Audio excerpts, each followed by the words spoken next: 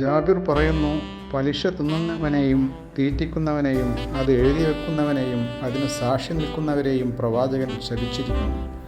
എന്നിട്ട് അദ്ദേഹം പറഞ്ഞു, അവരെല്ലാം ഒരുപോലെയാണ്.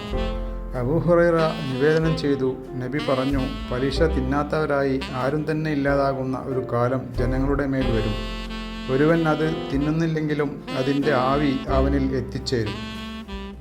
നബി തങ്ങൾ പറഞ്ഞു, പലിശക്ക് 70-ൽ പരം ഇനങ്ങളുണ്ട്. അതിൽ ഏറ്റവും ചെറിയ ഇനം ഒരാൾ തൻ്റെ മാതാവുമായി വ്യഭിചരിക്കുക എന്നതുപോലെയാണ്.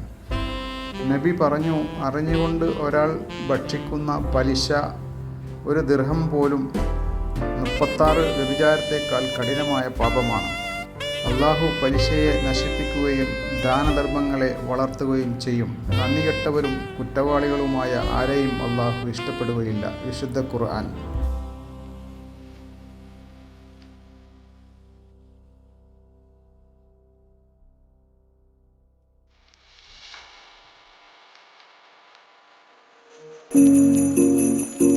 ആത്മഹത്യയെ സംബന്ധിച്ച് ഇസ്ലാമിൻ്റെ വിധി.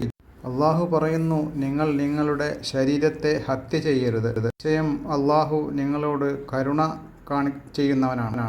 ഒരാൾ അതിരുവിട്ടു ആക്രമണപരമായി അപ്രകാരം ചെയ്താൽ ശേഷം നാം അവനെ നരകത്തിലെത്തിക്കും. അത് അള്ളാഹുവിൻ്റെ മേൽ എളുപ്പമായ കാര്യമാണ്. ആത്മഹത്യ ചെയ്ത ഒരാളുടെ മേൽ സ്വഹാബികൾ നിസ്കരിച്ചപ്പോഴും നബി അവരിൽ നിന്ന് പിന്മാറിയത് മറ്റുള്ളവർക്ക് ഗുണപാഠമാകുന്ന തരത്തിൽ നിസ്സഹകരണം ബോധ്യപ്പെടുത്താനായിരുന്നുവെന്നാണ് ഭൂരിഭാഗ അഭിപ്രായം.